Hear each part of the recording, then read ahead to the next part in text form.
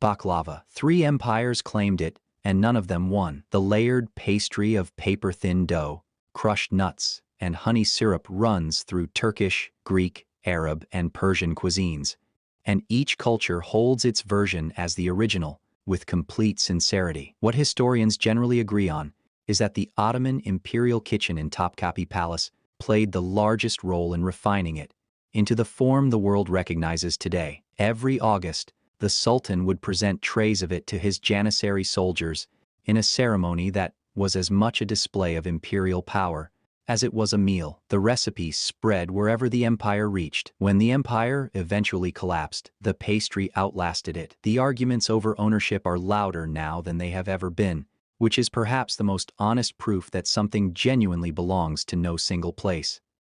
Tiramisu. It is younger than most people assume, and that gap between how ancient it feels and how recently it actually appeared is part of what makes it interesting. The most credible origin places it at a small restaurant called La Beccherie in Treviso, Italy. Sometime in the early 1970s, a pastry chef named Roberto Linguanotto is widely credited with creating it, though several other Italian restaurants have spent decades filing competing claims. The name translates roughly to "pick me up," a direct reference to the espresso soaked into the ladyfinger biscuits at its base. What made it travel so fast was its honesty. Mascarpone, eggs, sugar, espresso, cocoa. No oven. No specialized equipment. It moved from northern Italy to the rest of the world within 2 decades and embedded itself so completely into the idea of Italian dessert that it is genuinely easy to forget it did not exist before most people alive today were born. Macarons. The French version and the American macaroon are 2 entirely different things, sharing one origin and causing confusion everywhere in between. The French macaron is 2 almond meringue shells pressed around a ganache or buttercream filling, fragile enough to crack under careless handling, and precise enough that a small error in technique shows immediately. Catherine de' Medici is often credited with bringing almond paste confections from Italy to France in the 16th century when she married King Henry II, though food historians continue to debate how much of that story is history and how much is mythology. What is documented is that the modern Parisian macaron, with its smooth domed shell, its characteristic ruffled foot, and its filled center, was developed by the Patisserie Ladurée in the early 20th century. It became so completely synonymous with French pastry culture. The Éclair. It was named for lightning, and the most generous explanation is that the name described how fast people ate it. The less generous explanation is that it describes how fast the cream inside it spoils. Either way, the name stuck. Antonin Crème, one of the most commanding figures in the entire history of French cuisine, is credited with developing it in the early 19th century, building on choux pastry that French bakers had been refining since the 16th century. Choux is strange by baking standards. It uses steam rather than any leavening agent to rise, which leaves the inside hollow and the outside thin. The Éclair filled that hollow with pastry cream, sealed the top with chocolate glaze, and created something that looked simple and was not. A poorly made Éclair announces itself before the first bite. The shell too thick, the cream too loose, the glaze cracking in the wrong direction. It is a pastry that rewards precision and punishes approximation, which is exactly why it became a benchmark. Cake. For most of human history, it was just bread that someone decided to improve. Early versions were dense, honey-sweetened, packed with dried fruit and nuts, and baked by people who would not have recognized anything sitting in a modern bakery window. The word itself comes from the Old Norse kaka, and ancient Egyptians were already making sweetened versions thousands of years ago. But the towering, frosted, layered structure that the word now instantly pictures in most minds only became possible in the 19th century, when 2 things happened at the same time.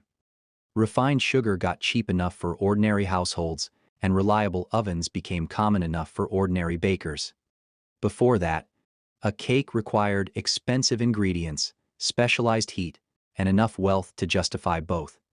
The celebration was built into the cost. Once the cost dropped, the celebration stayed. What changed was simply Who was allowed to participate? Mochi. In Japan, it has never been just a dessert.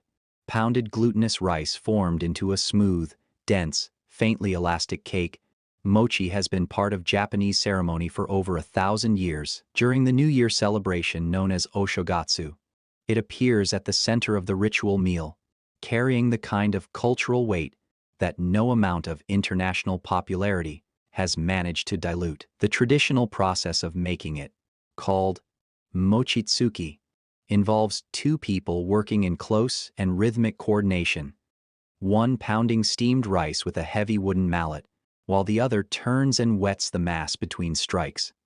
A single mistimed movement causes injury. The filled version, with sweet red bean paste at its center, came later and spread across East Asia over centuries. The ice cream-filled variation that became a global product in the late 20th century is the newest form of something ancient. The shape is the same. Crème brûlée. France, England, and Catalonia have argued over its invention for 3 centuries and produced no resolution. France calls it crème brûlée. England claims Trinity cream, reportedly first served at Trinity College, Cambridge in 1691. Catalonia offers crema catalana, which by some accounts predates both. All 3 share the same essential architecture: a cold, set custard beneath a layer of sugar that has been burned to a hard, amber crust at the surface. The moment of breaking through that crust with the edge of a spoon is not incidental to the experience. It is the experience. That single crack, the resistance, and then the give is why the dessert has survived every shift in dining fashion across 3 centuries. Churros. The origin is still contested.